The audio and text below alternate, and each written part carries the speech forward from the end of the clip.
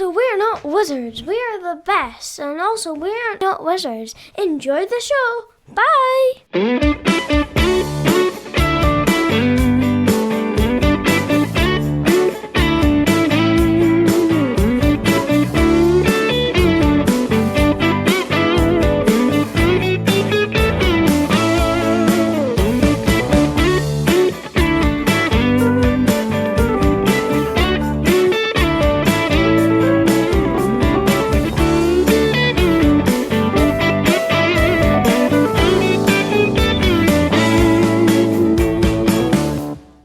That Old Wallpaper card game review, Alderac Entertainment Group.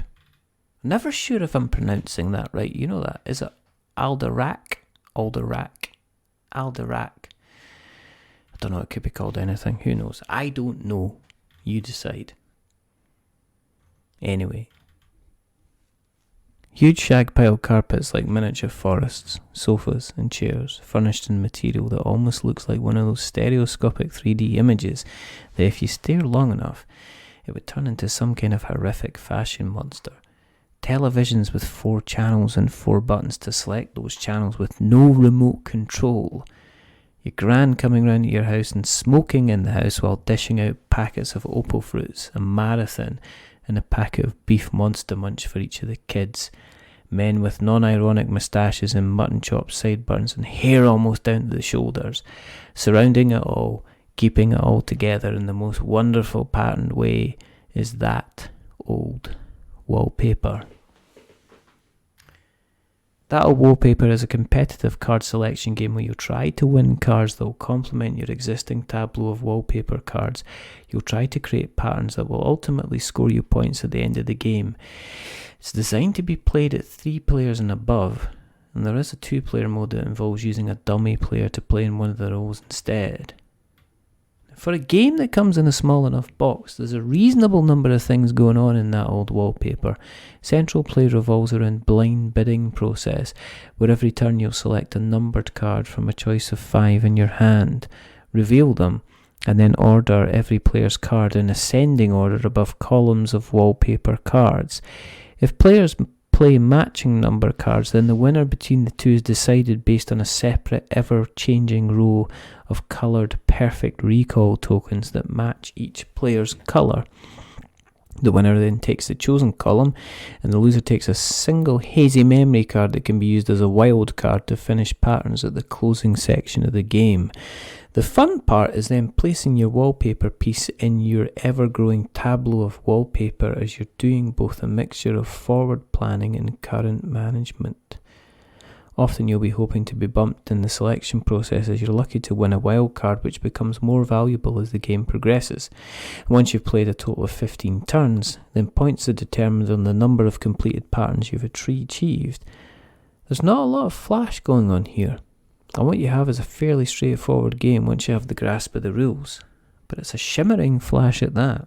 In terms of winning, the winner is decided by the player who scored the most points by collecting coloured sets of wallpaper patterns. There are additional points for those who have collected unique mementos, and a points penalty if you've managed to collect the most red oval shapes. The whole process of scoring is made much simpler by the layout of the scoring sheet and how the various patterns are tallied, and it helps remove the normal mental arithmetic headache normally associated with these types of games. In terms of looks, it's abstract, colourful, bright, shiny, tinged with nostalgia as the game aim on the looks front, and to be fair, once the game's in full swing, that old wallpaper doesn't disappoint. The mixture of bright primary colours gives the game a wonderful bright footprint on the table, and there's an adequate difference between the symbols that you place that even those with severe colour blindness should be able to play the main game. Gilt on the hazy memory cards looks striking once the cards have been placed, adding to the overall picture on display here. In terms of learning, pick a card, reveal a number card, determine the order, sort out any conflicts, place a wallpaper, pick a card, reveal a number card, and so on. And that's all you need to do. That's all. That's how easy it is to play that old wallpaper. The manual contains well-written instructions with examples throughout the booklet of how to play. You'll only need to run through a couple of examples before you grasp the basics of how to play. You need to learn how to keep an eye on the cards other players are looking for and plan accordingly, something that will come with time. The only thing you really need reminded on is making sure you've added the extra cards to the columns that have the red oval marker on the wallpaper, as that was something I've forgotten, so many times when I played the game. Even when you play with a full complement of players, once everyone gets a hang of what they're doing, then this game will easily land on lead of table within about 45 minutes, if not much shorter. While you're playing a reasonable number of rounds, play happens simultaneously, so there's next to no downtime and you possibly feel that you have less time than you need rather than more. This is a game that you'll play before the main event, or several times over a lazy Sunday if the TV is boring and you don't want something too heavy. In terms of what I think, well, there's more here to that old wallpaper than you would have you believe. On the face of it, it seems like a simple tableau building affair where you'll often try to do your best with what you've selected according to the wallpaper columns available. However, on multiple plays, you realise that the main thrust of the game is in the blind bidding, trying to remember what other players might have fielded in previous turns and hedging your bets on where your card might end up at.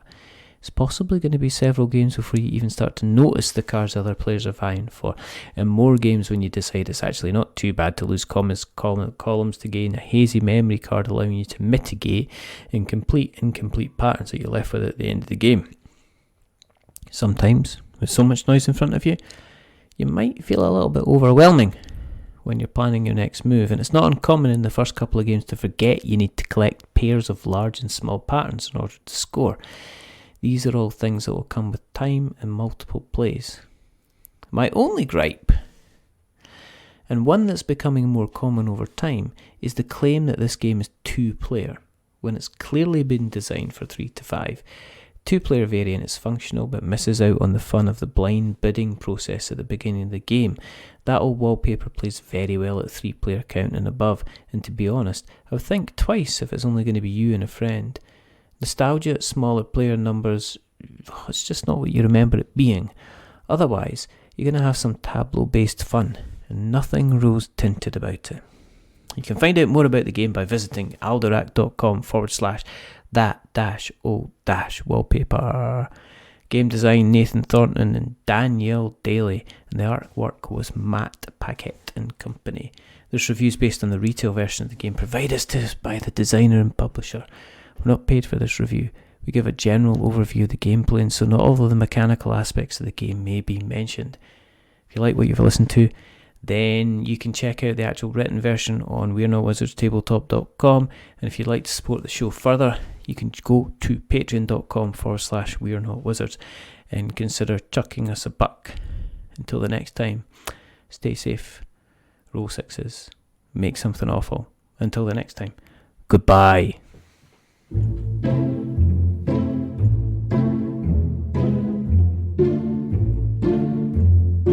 wizard is never late.